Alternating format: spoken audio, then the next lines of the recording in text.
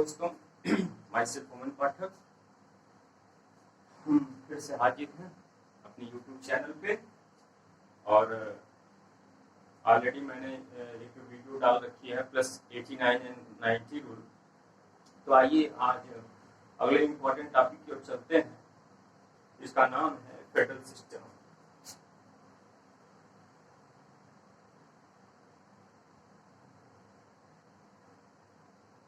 Federal system इसको बोलते हैं संघीय प्रणाली। ठीक, तो आज हम इसके बारे में डिस्कस करेंगे कि क्या क्या नेचर होता है फेडरल सिस्टम का, और फेडरल सिस्टम होता क्या है, भारत ने किस तरीके से फेडरल सिस्टम को अपनाया है। जैसे आप जानते होंगे कि यूएसए एंड कनाडा दो का फेमस मॉडल है। तो भारत ने हालांकि कनाडाई मॉडल को अडॉप्ट किया है। तो what is the difference between कनाडाई एंड यूएसए फेडरल सिस्टम, तो आइए हम डिस्कस करते हैं। तो स्पेशली जब हम संघीय प्रणाली की बात करते हैं फेडरल सिस्टम की, तो वो बात करता है केंद्रीय सरकार और जो क्षेत्रीय सरकार है उसके बीच संबंधों की, किस तरीके के संबंध है। एक्चुअली यही फेडरल सिस्टम है कि केंद्र और स्थानीय सरकारें या जो तुम्हारी रीजनल गवर्नमेंट है उनके बीच किस तरीके का रिलेशन है, डिवीजन ऑफ पावर किस तरीके का है। तो बेसिकली यही है संघीय प्रणाली, जिसको बोलते हैं फेडरल सिस्टम। तो भारत ने कनाडाई मॉडल को अडॉप्ट किया, न कि यूएसए के मॉडल। तो आइए देखते हैं डिफरेंस क्या है। भारत ने ऐसा क्यों जो भारत ने कनाडाई मॉडल को अडॉप्ट किया। तो आइए हम बात करते हैं, क्योंकि जब कोई सिस्टम कोई देश अडॉप्ट करता है तो वह उसके करंट जो सिचुएशंस होती हैं उसके अकॉर्डिंग वो अडॉप्ट करता है चीजों को। तो आइए देखते क्या करता है। इसमें जब हम यूएसए की बात करें तो यूएसए जब 1776 के आसपास जब वो उसे फ्रीडम मिली, स्वतंत्रता मिली, तो उसमें छोटे छोटे बहुत स्टेट थे। तो इसके पास लैक ऑफ सेंट्रल गवर्नमेंट, मतलब जब यूएसए को आजादी मिली तो बहुत सारे स्टेट जो है छोटे छोटे टुकड़ों में थे, उनके पास किसी ऐसी केंद्रीय सत्ता का अभाव था। There was lack of central government कि वो सबको यूनिफाई कर सके, एकीकृत कर सके। तो इन्होंने सोचा कि क्यों ना हम सभी मिलकर, मतलब जो स्टेट्स थे, उन्होंने सोचा कि क्यों ना हम मिल करके एक सेंट्रल गवर्नमेंट का निर्माण करें, ताकि जो हमारी फॉरेन पॉलिसी वगैरह एक्सटर्नल अफेयर्स मामले हैं वो सेंट्रल गवर्नमेंट के हैंडल करें। तो यहाँ से अब यूएसए का जो फेडरल सिस्टम है वो इमर्ज होता। तो जब वहां पे छोटे छोटे स्टेट थे, उन्होंने मिल करके जब एक सेंटर बनाया, ठीक, एक सेंटर बनाया, तो हम देख रहे हैं कि परिधि से वो पावर कहाँ डिस्ट्रीब्यूट हो रही है, डिसेंट्रलाइज कहाँ हो रही है, सेंटर की तरफ। तो विज्ञान में हमने एक वर्ड पढ़ा है, सेंट्रीपिटल फोर्स। क्या पढ़ा है? Centripetal force. तो ये वही गुण रहता है, परिधि से जो पावर्स हैं वो कहाँ सेंट्रलाइज हो रहे हैं, सेंटर की तरफ मूव कर रहे हैं। तो अब यहाँ पे एक बात बताइए, रखने की जरूरत नहीं है इसमें। लोग याद करते हैं, अरे यार अमेरिका में किसके पास जो है जो रेसिड्यूसरी पावर है, अवशिष्ट शक्तियां किसके पास होगी, याद करते हैं। अब हम बता दे रहे हैं, अगर इसको हम बता दिए तो उसके बाद रटने की जरूरत ही नहीं है। ठीक, यहाँ से आप खुद ही बता सकते हैं कि जब हम किसी को पावर डिलीवरेट करते हैं, डिस्ट्रीब्यूट करते हैं, डिसेंट्रलाइज करते हैं, तो मैक्सिमम पावर अपने पास रखते हैं और मिनिमम पावर जो वो क्या करते हैं, डिसेंट्रलाइज करते हैं।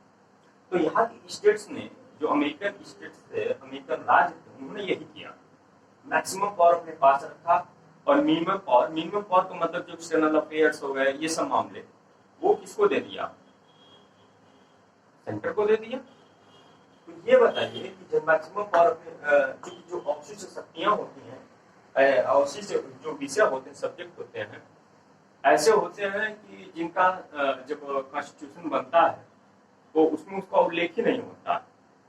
वो भविष्य में जो बढ़ते हुए इमर्ज इश्यूज है, उनके संबंध में जो बातें होती हैं, वही अवशिष्ट विषय के अंदर में आते हैं, जिनपे कोई स्पष्ट विवरण नहीं रहता, न किसी कानून में, न किसी कॉन्स्टिट्यूशन में, ठीक है। तो उसे ही बोलते हैं अवशिष्ट शक्तियां। तो अब यहाँ पे राज्य जो स्टेट होंगे, state is more powerful than central government. तो यहाँ पे स्टेट जो है ज्यादा पावरफुल है। इसी का मॉडल ऑस्ट्रेलिया ने भी अपनाया है, वहां पे भी स्टेट ज्यादा पावरफुल है और उसकी शक्तियां भी स्टेट के पास है, ऑस्ट्रेलिया। तो यहाँ पे क्या है, सेंट्रीपिटल फोर्स है। तो यहाँ पे अवशिष्ट शक्तियां राज्यों के पास है, राज्य किन से ज्यादा पावरफुल है।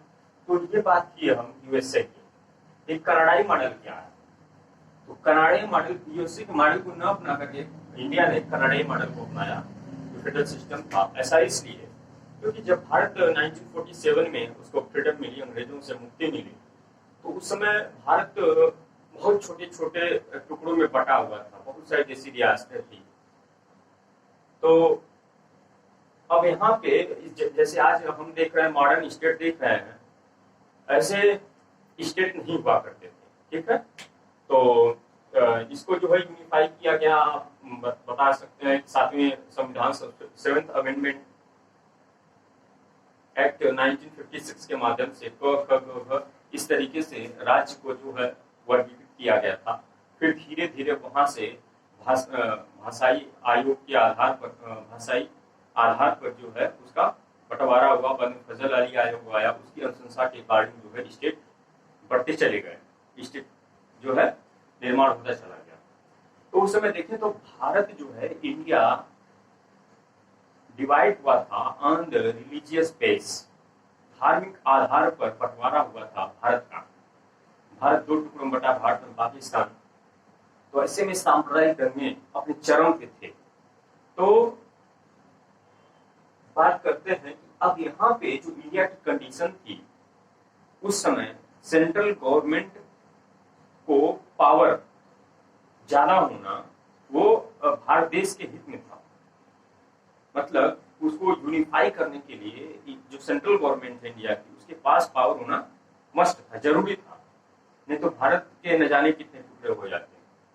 तो यहाँ पे हम क्या देख रहे हैं, यहाँ पे हम देख रहे हैं state is more powerful than central government, ठीक। तो अगर करंट सिचुएशन में जो उस समय था, इन कंटेम्परेरी सिनेरियो, तो उस समय अगर देखें समकालिक समय में, तो क्या था कि स्टेट को अगर ज्यादा पावर मिल जाती है, तो जिस तरीके से वो कोई पाकिस्तान के साथ मिलना चाह रहा था, कोई स्वतंत्र रहना चाह रहा था, तो इस तरीके से भारत के बहुत टुकड़े होते। तो भारत ने कनाडाई मॉडल को अडॉप्ट किया, जिसमें होता क्या है, होता ये है कि सेंट्रल गवर्नमेंट से पावर डिसेंट्रलाइज होती है परिधि की तरफ। अब इसका यूज करके भारत ने बहुत इसी तरीके से स्टेट गवर्नमेंट का निर्माण भी हुआ धीरे धीरे, ठीक। तो अब हम देखते हैं कि यहाँ पे कौन पावरफुल है। अब सेंट्रल डिसेंट्रलाइज कर रहा है पावर को, तो यहाँ पे सेंट्रल पावरफुल होगा। जो डिसेंट्रलाइज करेगा पावर को, वो ज्यादा पावरफुल होगा। तो यहाँ पे सेंट्रल गवर्नमेंट ज्यादा पावरफुल है, क्योंकि करंट सिनेरियो में देखें तो इंडिया के जो है ये अनुकूल था। तो यहाँ पे अगर हम देखें तो यहाँ पे सेंट्रीफ्यूगल फोर्स एक तरीके से काम कर रहा है यहाँ पे। तो ये हो गया difference between USA and Canadian federal system, federal government, ठीक है। तो अब आइए हम बात करते हैं स्पेशल फीचर्स की क्या होता है, क्या होना चाहिए, तो किस तरीके से। तो अगर आपसे कोई पूछे कि संघीय शासन प्रणाली की फेडरल जो सिस्टम है उसकी एक मोस्ट इंपॉर्टेंट प्रॉपर्टीज क्या होगी, तो अगर आपसे कोई पूछे इन वन लाइन तो वो होगी केंद्र व राज्य के बीच, केंद्र व राज्य के बीच शक्तियों का विभाजन। हम बात कर रहे हैं विभाजन की, तो ये पहली शर्त है फेडरल सिस्टम की। केंद्र व राज्य या राज्य की जगह क्षेत्रीय सरकार कह सकते हैं के बीच शक्तियों का विभाजन। यहाँ पे इंपॉर्टेंट ये चीज है कि जो स्टेट गवर्नमेंट है या इसको बोल सकते हैं क्षेत्रीय सरकार, क्षेत्रीय सरकार, तो जो क्षेत्रीय सरकार है उनका निर्माण केंद्र की इच्छा पर निर्भर नहीं है। सेंटर जो स्टेट का निर्माण है, स्टेट गवर्नमेंट का, वो केंद्र की विलिंग पे नहीं है, सेंटर की विलिंग पे नहीं है। ये नहीं कि जब केंद्र चाहे तो अपनी सुविधा अनुसार स्टेट का निर्माण कर सकता है। केंद्र और राज्य दोनों समकक्ष हैं संविधान में, तो दोनों का प्रावधान है, स्पष्ट प्रावधान है, केंद्र भी रहेगा स्टेट भी रहेगा। लेकिन हम जब बात करते हैं एकात्मक सरकार की, यूनिटरी गवर्नमेंट की, तो यहाँ पे इंपॉर्टेंट फैक्ट ये आ जाता है कि केंद्र जो है वह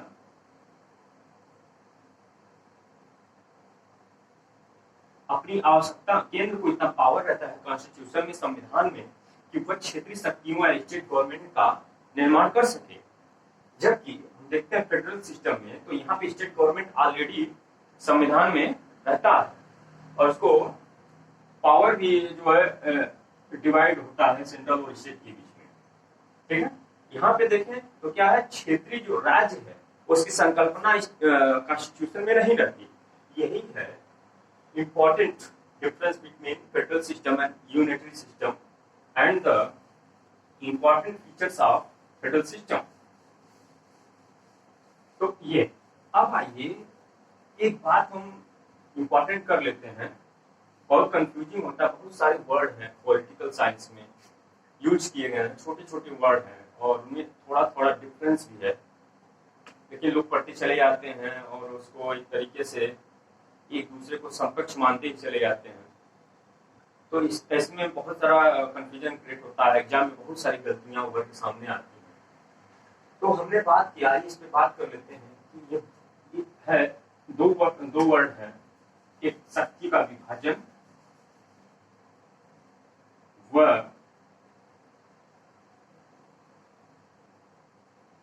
शक्तियों का विकेंद्रीकरण। इसकी इंग्लिश अलग है, इसकी अलग। ये है डिसेंट्रलाइजेशन ऑफ पावर, ये है डिवीजन ऑफ पावर, ठीक। What are the difference between them. अब देखिए, यहां पर हमने देखा कि ये स्पेशली यूनिटरी गवर्नमेंट की जो है क्या थी, विशेषता थी, क्योंकि वहां पे सेंट्रल गवर्नमेंट को यह अधिकार था, ये शक्ति थी कि वो डिसेंट्रलाइज करे पावर को, और डिसेंट्रलाइज करके रीजनल जो पावर्स है उनको क्या करे, बिल्डअप करे, जो क्षेत्रीय सरकारें हैं, राज्य सरकारें हैं। लेकिन ये जो डिवीजन ऑफ पावर है, it is the important feature of the federal system, ठीक, संघीय प्रणाली। तो हम बात करते हैं कि किस तरीके से ये कहीं पे भी हो सकता है। हाँ, इंपॉर्टेंट फीचर्स है यूनिटरी सिस्टम का, लेकिन ये कहीं पे भी हो सकता है।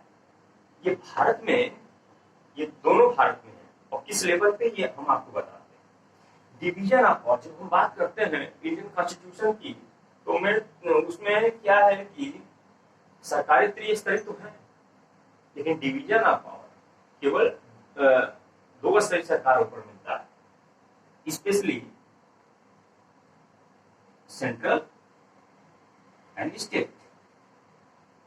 यहाँ पे जब हम सेंट्रल और स्टेट की बात करते हैं तो यहाँ डिवीजन ऑफ पावर की बात करते हैं, not decentralization of power, right.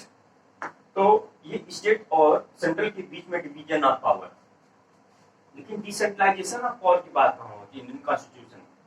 ये बात होती है स्टेट एंड टर्शरी गवर्नमेंट, ठीक, जो पंचायत शहर नगर पालिका। तो यहाँ पे स्टेट को पावर दी गई है कि जैसे हम बात करते हैं आर्टिकल 40 जो direct principle of state policy, ठीक, तो उसमें यह बात का उल्लेख किया गया इस बात का कि स्टेट चाहे तो आवश्यकता अनुसार पंचायतों व नगर पालिकाओं को शक्ति डिसेंट्रलाइज करेंगे। यहाँ पे हमें डिवीजन ऑफ पावर नहीं मिलता है, यहाँ पे हमें मिलता है डिसेंट्रलाइजेशन ऑफ पावर, ठीक। तो स्टेट, तो इसीलिए हम कहीं देखते हैं कि पंचायत को बहुत सारे कहीं कहीं अधिकार मिले हैं, कहीं भी पंचायत एकदम से गुलाम बनी हुई, उसको कोई पावर ही नहीं है, ठीक है।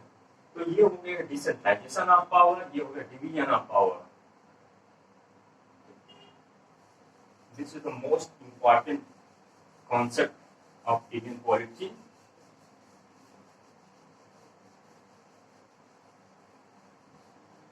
और अगर हम इंडिया में अगर हम बात करें फेडरल सिस्टम की, तो जो आर्टिकल फर्स्ट है, पहला आर्टिकल, उसमें लिखा है भारत क्या होगा, राज्यों का संघ होगा। तो यहां से दो चीजें हमें क्लियर होती हैं, एक है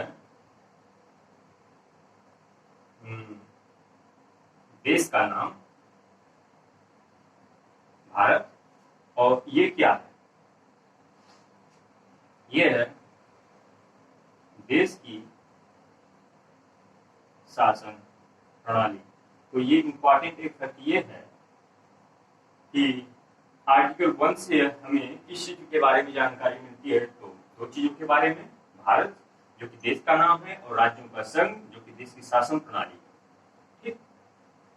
तो ये भी पूछ सकता है कि भारतीय संविधान के किस अनुच्छेद से संघीय शासन प्रणाली का उल्लेख मिलता है या लक्षण दिखाई देते हैं, तो वो है आर्टिकल 1, ठीक। यहाँ पे सीधी बात की गई कि भारत क्या होगा, राज्यों का संघ होगा। यह राज्यों का संघ जो है ये बहुत बार स्टेट यूपीपीसीएस वगैरह में पूछा जा चुका है कि जो भारतीय सिस्टम है, फेडरल सिस्टम, वो क्या है, या आर्टिकल 1 में किसका उल्लेख किया गया है, राज्यों समझौता, राज्यों का संघ, इस तरीके से बहुत सारी चीजें। तो ये इंपॉर्टेंट चीजें थी। तो अब देखते हैं अगला वीडियो किस टॉपिक पे रहता है, तब तक इसको देखते रहिए ध्यान से। Please share and subscribe it.